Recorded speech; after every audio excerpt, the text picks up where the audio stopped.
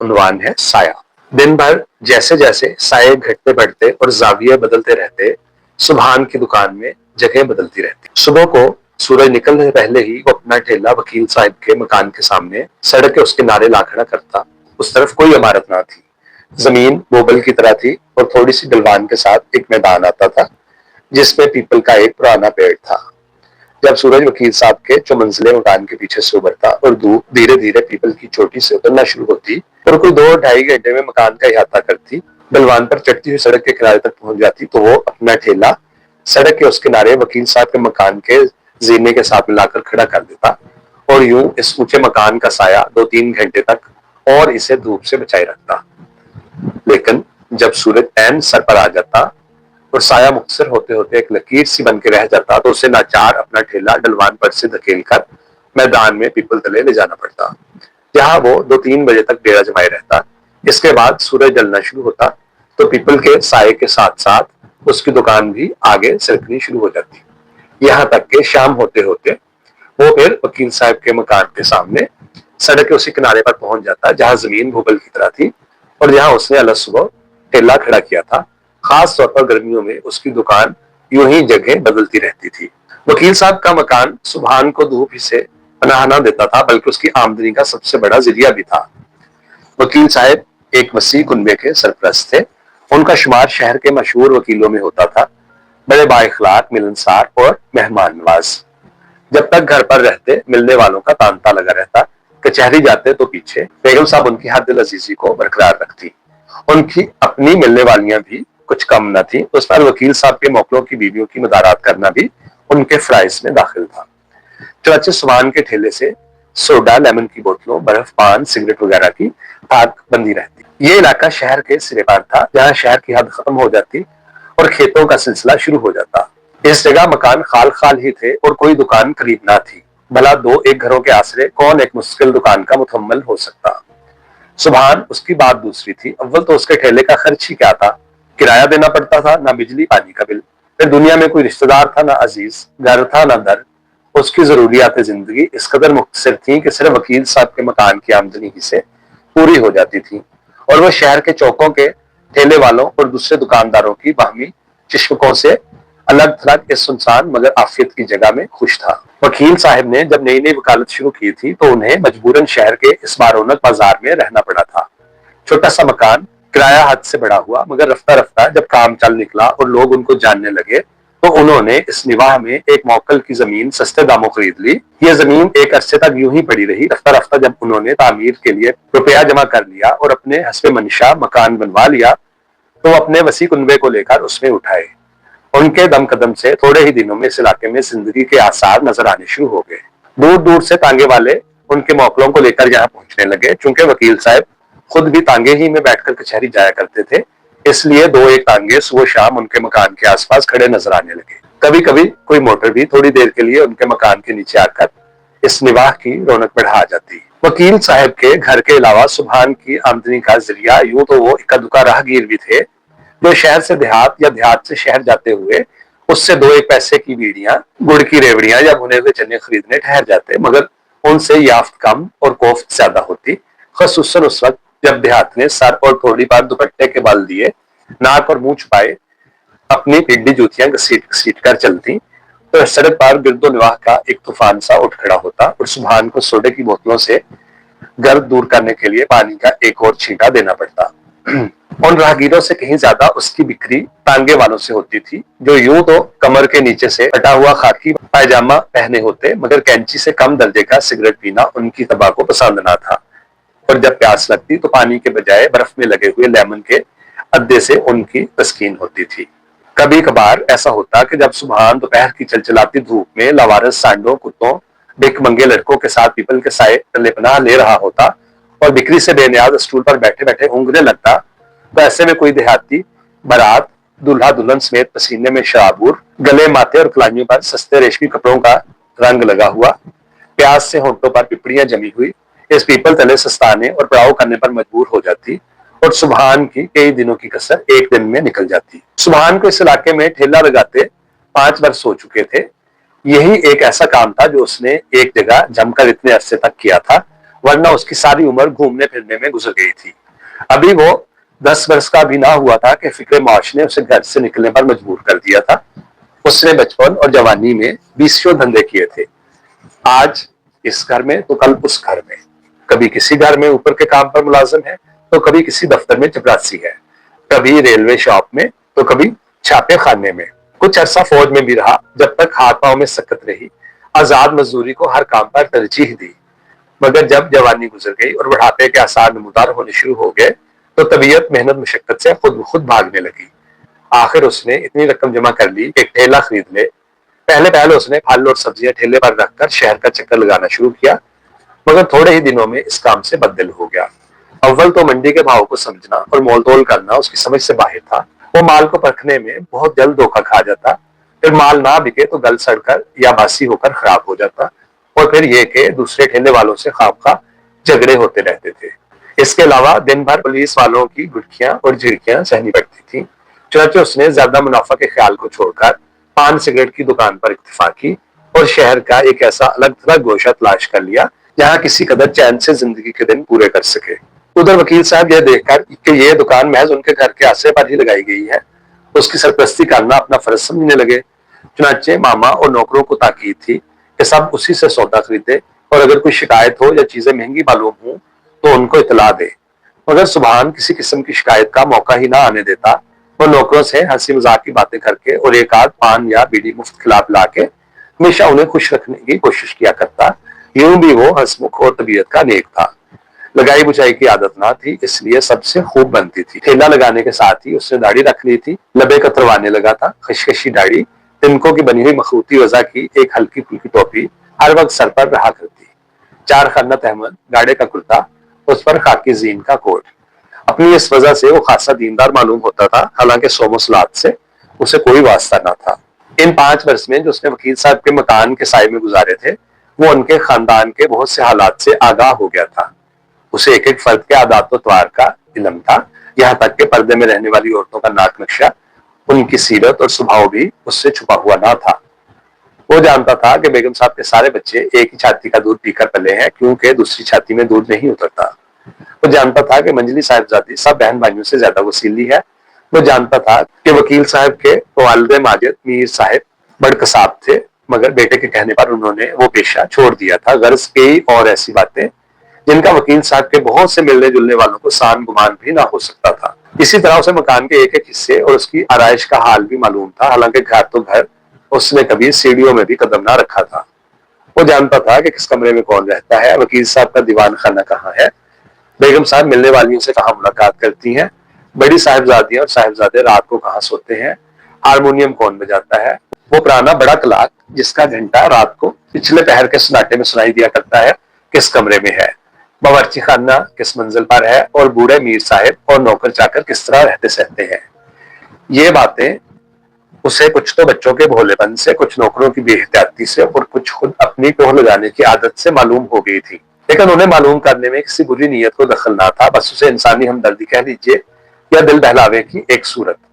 आखिर जिंदगी में कुछ लगाव तो होना ही चाहिए था, वरना इस वीराने में एक ऐसे शख्स का जिसके आगे पीछे कोई ना हो दिन गुजारना अजीरन हो जाता। इस 5 साल के अरसे में सुभान के सामने वकील साहब के खानदान में 2 नए रुकनों का इजाफा हुआ था, एक साहिबजादा, एक साहिबजादी। उनसे पहले जो साहिबजादे कई गोदों में रहते थे, वो अब बहन की उंगली पकड़े सुभान की दुकान से अपने लिए मिठाई की गोलियां लेने खुद आने लगे थे। उनके लिए अभी पाजामा पहनना जरूरी नहीं समझा गया था। उन बहन भाइयों से 2 बड़े साहिबजादे अलग सुबह सबसे पहले मकान से निकलते, एक की उम्र 9 वर्ष, दूसरे की 11 वर्ष। एक ही तरह के कोट, एक ही तरह की टोपियां, एक ही तरह के बस्ते। स्कूल रवाना होने से पहले वो सुभान से 2-2 पैसे की चूसने वाली संतरे की फांके खरीदते। सुभान सबसे पहले उन्हीं की बोहनी किया करता। जिस दिन उन्हें आने में देर हो जाती, वो समझ जाता कि आज स्कूल में छुट्टी है। वो उनके लिए बढ़िया से बढ़िया संतरे की फांके और दूसरी अंग्रेजी मिठाइयां लाया करता और नफा का ख्याल किए बगैर हमेशा गिनती से ज्यादा दिया करता। कभी कभी वो छोटे भाई से कहता, अफसल मियाँ स्कूल से देर हो गई है ना, देखना आज कैसे कान इंठेंगे मास्टर साहब। और अफसल मियाँ उसके सामने रंग को घूर कर कहते, चुप रहो तुम काला आदमी, हम तुमसे बात करना नहीं मांगता। और वो दोनों हंसते हुए वहां से चल देते। एक दिन सुबह को बड़ा भाई आया, लेकिन छोटा ना आया। जब उसने फांके खरीदने के लिए जेब से पैसे निकाले तो सुभान ने पूछा, अफसल मियाँ कहाँ है? वो मामू के साथ गांव गया है, लड़के ने जवाब दिया, और वो अकेला ही स्कूल रवाना हो गया। जब 4-5 रोज तक सुभान ने अफसल की सूरत ना देखी तो उसे बेचैनी सी होने लगी। आखिर छठे रोज जब दोनों भाई पहले की तरह स्कूल जाते हुए उसकी दुकान पर आए तो उसे ऐसा महसूस हुआ जैसे कोई खोई हुई चीज मिल गई। उन लड़कों के जाने के कुछ घंटा भर बाद एक खाली तांगा मकान के नीचे आकर रुकता और कोतवान घंटी बजाता। सुभान समझ जाता कि अब साहिबजादियों के स्कूल जाने की बारी है। जब उन्हें आने में कुछ देर हो जाती तो कोचवान बेसब्री से पैर दर पैर घंटी बजाना शुरू कर देता। उस पर पहली मंजिल के बुखारचे में से बूढ़ी मामा चित को सरकाकर अपना सर बाहर निकालती और तांगे वाले से कहती, दम लो मियाँ, आते हैं, अभी आते हैं। यह सुनकर तांगे वाला बुड़बुड़ाता हुआ तांगे से उतरकर सुभान के ठेले के पास जाता और उससे कैंची के 2 सिगरेट खरीदता और सौंफ मिलट्ठी वाला पान बनवाकर खाता। आखिर वकील साहब की तीनों बड़ी साहिबजादियां मामा के हमरा सीढ़ियों से उतरती। बड़ी की उम्र 18, मंझली की 16 और छोटी की 13 वर्ष। तीनों के मिस्री वजा के बुर्के, एक कथई रंग का, एक स्याह रंग का और एक स्लेटी रंग का। तीनों के पांव में सैंडल। 2 बड़ी बहनें तांगे की पिछली सीट पर बैठती और छोटी बहन और मामा अगली सीट पर, और तांगे वाला एक बड़ी सी सफेद चादर तांगे के आगे पीछे तान देता। मामा शेर भर बर्फ का चूरा करके थर्मस बोतल में भरवा लेती। वो अपने लिए सुभान से एक बराबर का पान भी बनवाती जिसमें वो बहुत सा काला तंबाकू डलवाया करती। कभी कभी मंजली को बदहजमी की शिकायत होती तो वो सोडे का एक अद्धा मामा से मंगवा कर पिया करती और तांगा चल देता। उसके थोड़ी देर बाद मुख्तार और शमशाद वकील साहब के बड़े साहिबजादे मौसम गर्मा के हल्के फुल्के कपड़े पहने अपनी अपनी साइकिल कंधे पर उठाए सीढ़ियों से उतरते दिखाई देते। वो सड़क को पार करके सुभान के ठेले के पास आ खड़े होते। सुभान इन्हें सलाम करता जिसका वो खंदा पेशानी से जवाब देते, मगर वो दोनों हर वक्त ऐसी गर्मा गर्म बहस में उलझे रहते कि सुभान बावजूद कोशिश के उनसे कोई बात न कर पाता। फिर उनकी बातें भी अमूमन ऐसी होती कि सुभान के कुछ भी पल्ले ना पड़ता। उनके जोशो खरोश, तेज लहजे और आंखों की चमक को देखकर मालूम होता कि वो किसी बहुत ही दकीक मसले पर बहस कर रहे हैं। गुफ्तगू का जितना हिस्सा सुभान की समझ में आता वो कुछ इस किस्म का होता, शमी तुम्हारी अकल को क्या हो गया है जरा अफलातून। लेकिन भाईजान आप भी तो जरा गौर फरमाइए कि अरस्तु, शमी मैं कहता हूं कि तुम कैसी बच्चों की सी बातें कर रहे हो। माना के वो तो सही है, लेकिन भाईजान इन दलाइल की रोशनी में ये सरसराहट है तुम्हारी शमी। भाईजान लेकिन प्रोफेसर साहब, शमी भाईजान, शमी भाईजान। गर्ल्स कॉलेज को जाते, कॉलेज से आते, हॉकी खेलने जाते, हॉकी खेलकर आते। जब कभी दोनों भाई साथ साथ होते ये बहस यूं ही जारी रहती। कभी कभी वो अंग्रेजी में ही गुफ्तगू करने लगते, फिर तो उनका जोशो खरोश और भी बढ़ जाता। ऐसे मौकों पर सुभान नीची नजरें करके मुस्कुराया करता। मुख्तार 22 साल नौजवान था, सेहतो तवानाई का मुजस्मा, भरा भरा जिस्म, सुर्खो सफेद चेहरा, शरबती रंग की आंखें, भूरे गुंगराले बाल। शमशाद उससे 2 साल छोटा था, मगर इसके बावजूद उसका कद बड़े भाई से निकलता हुआ था। जाहिरी जमाल में वो मुख्तार के बराबर ना था, अलबत्ता अपनी आंखों की गैर मामूली चमक से वो उससे कहीं ज्यादा ज़हीन मालूम होता था। और सुभान ने बारहा ये महसूस किया कि मुख्तार बहस में अपने बड़े होने का नाजायज फायदा उठाकर खामखा छोटे भाई को डांटता डपटता है। और ये शमशाद की सादतमंदी है कि वो हमेशा बड़े भाई का एहतराम मलहूज रखता है। सुभान उनके लिए हस्बे मामूल 2 करारे देसी पान चुनकर लगाता और उन पर चूना कम और कत्था ज्यादा लगाकर रचने के लिए रख देता। वो अपनी बहस के दौरान उससे झाड़न मांगते और बाईसाइकिलों को भी झाड़ते पूछते जाते और साथ साथ बहस भी करते रहते। कभी किसी पहिए में हवा कम होती तो वहीं से मुलाजिम लड़के शब्बीर को आवाज देकर पंप मंगवाया जाता और पहिए में हवा भरी जाती। मगर अब भी क्या मजाल के बहस लम्हा भर के लिए भी रुकने पाए। सुभान पानों के अलावा सिगरेट की 2 डब्बियों में कैंची के 5-5 सिगरेट पहले ही से डाल रखता और वो अपना अपना पान मुंह में रख सिगरेट सुलगा बाईसाइकिलों पर सवार हो तेज तेज पैर मारते हुए कॉलेज रवाना हो जाते। मगर बहस बदस्तूर जारी रहती। कोई 10 बजे के करीब एक और खाली तांगा मकान के नीचे आकर रुकता और सुभान को मालूम हो जाता कि वकील साहब के कचहरी जाने का वक्त हो गया। इस वक्त उसका ठेला वकील साहब के मकान की सीढ़ियों के बराबर खड़ा होता। वो पहले ही से एक अच्छा सा पान छांट कर लगा रखता। आखिर सीढ़ियों में भारी कदमों की आहट सुनाई देती और वकील साहब शाह शेरवानी पहने, सर पर मशहदी पगड़ी बांधे, छड़ी टेकते हुए सीढ़ियों से उतरते। उनकी उम्र 50 वर्ष के लगभग थी। भारी बार कम आदमी थे, मगर चाको चौबंद, फ्रांसीसी तराश दाढ़ी जिसमें अब कुछ दिनों से सफेद बाल ज्यादा नजर आने लगे थे। चेहरे से कनात और बुर्दबारी टपकती थी। कसरत औलाद की वजह से हर एक को शफकत की नजरों से देखने की आदत पड़ गई थी। सुभान के सलाम के जवाब में वो उससे एक आध बात कर लेना, खा वो बेमानी ही क्यों ना हो, अपना इखलाकी फर्ज समझते थे। भाई सुभान, आजकल खरबूजे फीके आ रहे हैं, आम भी तो खट्टे हैं सरकार। सच कहते हो, ये कहकर तांगे में बैठ जाते और सुभान मामूल के मुताबिक पान, कैंची की डिबिया, दिया सलाई का बुक्स और एक कागज के टुकड़े पर थोड़ा सा चूना रखकर, कि वो ज्यादा चूना खाने के आदी थे, तांगे के पास जा ये चीजें उन्हें दे देता। कभी कभी उनका मुख्तार भी फाइलें लिए उनके हमरा होता और सुभान को उसके लिए पान में बहुत सी सौंफ डालनी पड़ती। वो वकील साहब और उनकी बेगम के बहुत से मिलने वालों को भी जानने लगा। उसे मालूम था कि बुध के रोज तीसरे पैर हाजी साहब के यहाँ से जनाना सवारियां आया करती हैं। चुनाचे जैसे ही उनका तांगा आके रुकता, वो लाइम जूस, रस भरी वगैरह की बोतलें पहले ही से धो धाकर निकाल रखता। उन सवारियों के साथ जो बच्चे आते, उनकी दिलपसंद मिठाइयों का भी उसे पता था। इतवार के रोज अमूमन डॉक्टर अलीमुद्दीन या खैरुल्ला चाइना वाले के खानदान आया करते। मुखरस जिक्र वकील साहब के दूर के काबदारों में से थे और उन्हीं की तरह कसीरुल औलाद करीब के रिश्तेदारों में जो कभी कभी मिलने आ जाते और जिनको सुभान अच्छी तरह जानता था। एक तो बेगम साहिबा का छोटा भाई था जिसकी बजाजी की दुकान थी। जब कभी वो आता, कपड़े का एक आध थान उसकी बगल में होता। ये थान कभी तो वकील साहब के यहाँ ही रह जाता और कभी वो वापस अपने साथ ले जाता। और दूसरे वकील साहब के ताया जो बेहद ज़ईफ थे और अपने बेटे के साथ शहर के दूसरे सिरे पर रहा करते थे। जब कभी ये बाप बेटे मिलने आते तो दिन भर उनके घर ही पर रहते और रात को बड़ी देर में खाना खाकर जाते। वो मुख्तार और शमशाद के बाज दोस्तों को भी जानता था जो उनसे मिलने आया करते थे, खसूसन रियाज को। शाम को जब वो हॉकी खेलकर वापस आते तो अक्सर रियाज भी साइकिल पर उनके हमराह होता। वो शमशाद का हम उम्र कॉलेज में उसका हम सबक था। मुख्तार से उसकी ज्यादा बेतकल्फी ना थी। वो चूंकि शमशाद का बड़ा भाई था इसलिए रियाज भी उसका अदब किया करता था। रियाज उन दोनों भाइयों से कद में छोटा था और रंगत भी उन जैसी सुर्खो सफेद ना थी। ताहम उसकी मलाहत में एक खास बांगपन था, मुतबस्सम चेहरा, जिंदगी की मुसरतों से भरपूर और फिक्रों से आजाद। शमशाद को इससे और उसको शमशाद से गहरी वाबस्तगी थी। सुभान के ठेले के करीब, जो इस वक्त वकील साहब के मकान के ऐन मुकाबिल सड़क के किनारे किनारे होता, ये तीनों नौजवान अपनी अपनी बाइसिकल थामे रुखसत से पहले कुछ बातें जरूर करते। जब कभी रियाज उन भाइयों की बहस में शामिल हो जाता फिर तो बहस तूल ही खींचती चली जाती। सुभान से बार बार पान और सिगरेट लिए जाते। रियाज बार बार खुदा हाफिज कहता मगर रुखसत ना होने पाता। वर्ष घंटा घंटा, डेढ़ डेढ़ घंटा यूं ही बातों में गुजर जाता।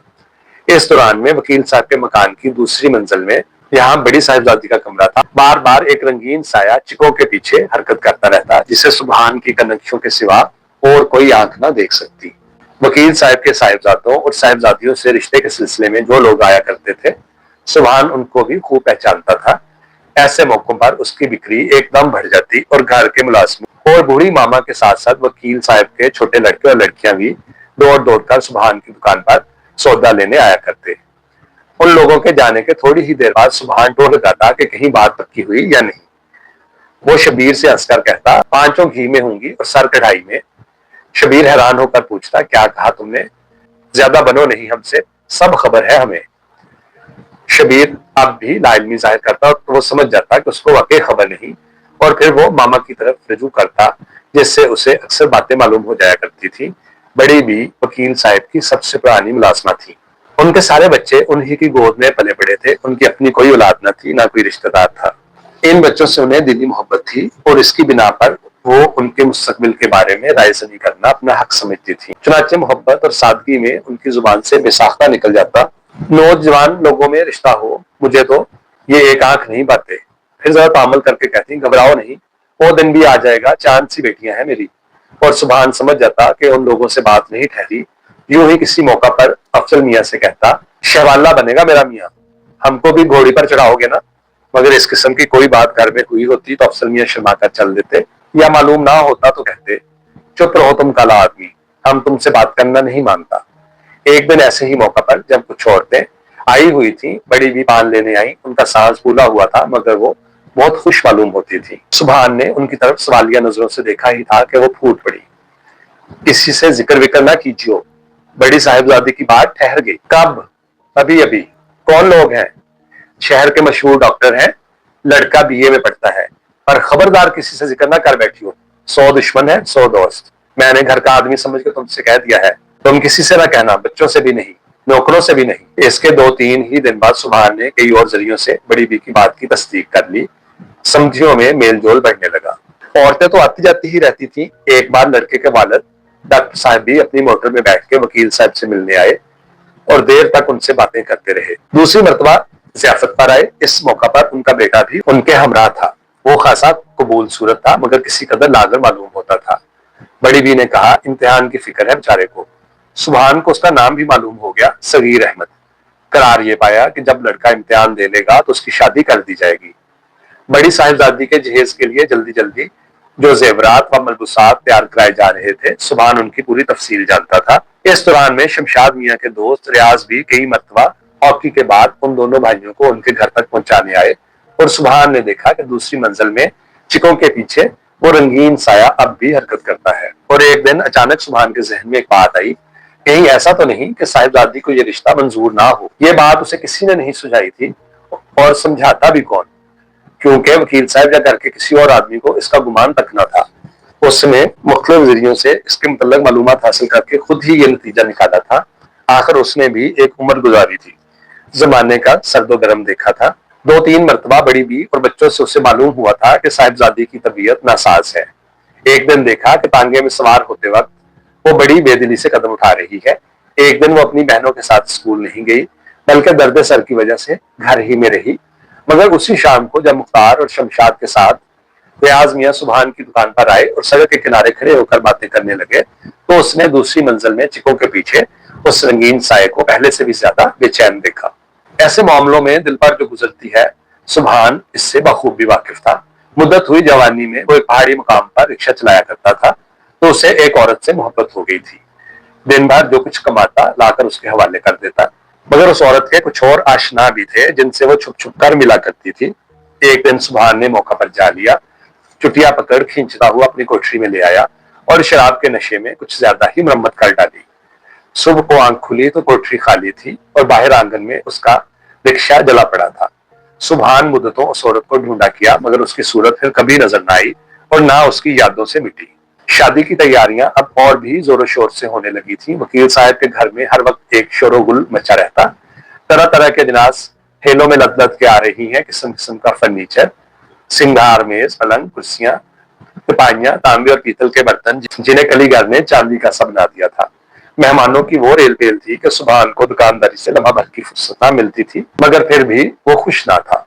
जो जो शादी का दिन करीब आता जाता उसकी अफसरदगी बढ़ती जाती थी और उसे एक नामालूम हौल सा होने लगा था। वकील साहब उससे और भी ज्यादा लुत्फो मेहरबानी से पेश आने लगे थे। एक दिन वो उससे कहने लगे, सुभान, हम तुम्हारे लिए भी एक जोड़ा सिलवाएंगे, बारात के रोज पहनना। देखना, इनकार ना करना, हमसाये का रिश्ता अजीजों से कम नहीं होता। सुभान ने वकील साहब के बच्चों को दुआएं दी मगर ये मिज़दारी उसकी अफसरदगी को दूर ना कर सका। एक दिन अलस सुबह सुभान ने अभी ठेला सड़क के किनारे लाके खड़ा किया ही था कि देखा शमशाद कंधे पर बाइसाइकिल उठाए जल्द जल्द सीढ़ियों से उतर रहा है। उसने सिर्फ बुनियान और निकर पहन रखा था और अभी दाढ़ी भी नहीं मुंडी थी। कि ये शमशाद मियाँ सुबह सुबह किधर की तैयारी है? सुभान ने पूछा। कहीं नहीं, जरा डॉक्टर को बुलाने जा रहा हूँ, शमशाद ने जवाब दिया। खैर तो है? सुभान ने फिक्रमंदी से पूछा। हाँ खैर ही है, ये कहकर शमशाद बाइसाइकिल पर तेज तेज पाँव मारता हुआ चल दिया।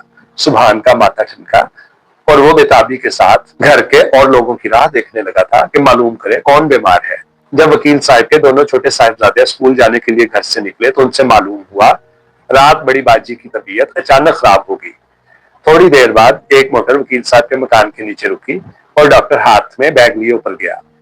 कोई 10 मिनट के बाद वो नीचे उतरा। सुभान अपना ठेला छोड़ उसके पास आ गया मगर उससे कुछ पूछने की उसे जरूरत ना हो सकी और वो और भी ज्यादा बेताबी के साथ बड़ी बी या शब्बीर का इंतजार करने लगा। इसके कुछ ही देर बाद वो तांगा आया जिसमें बैठकर लड़कियां स्कूल जाया करती थी मगर बड़ी बी ने इसे ऊपर ही से आज नहीं चाहिए कहकर लौटा दिया। कोई घंटा भर के बाद शब्बीर बर्फ लेने आया तो उससे मालूम हुआ कि बड़ी साहिबजादी को सरसाम हो गया है मगर ज्यादा फिक्र की बात नहीं, डॉक्टर 2 घंटे बाद फिर आएगा। 2 घंटे बाद डॉक्टर फिर आया और जब वो जाने लगा तो सुभान फिर उसके करीब आ खड़ा हुआ। उसके लब हिले मगर सवाल करने की अब के भी उसे जरूरत ना हुई। इस दफा बड़ी भी पान लेने आई तो उनसे मालूम हुआ कि हालत में कुछ फर्क नहीं है। डॉक्टर शाम को फिर आने को कह गया है। उस रोज वकील साहब कचहरी नहीं गए। तीसरे पहर लड़की का होने वाला ससुर जो खुद भी डॉक्टर था उसे देखने आया और 1 घंटा तक उसके पास रहा और जो लोग उसकी खबर को आए उन्हें जल्दी रुखसत कर दिया गया।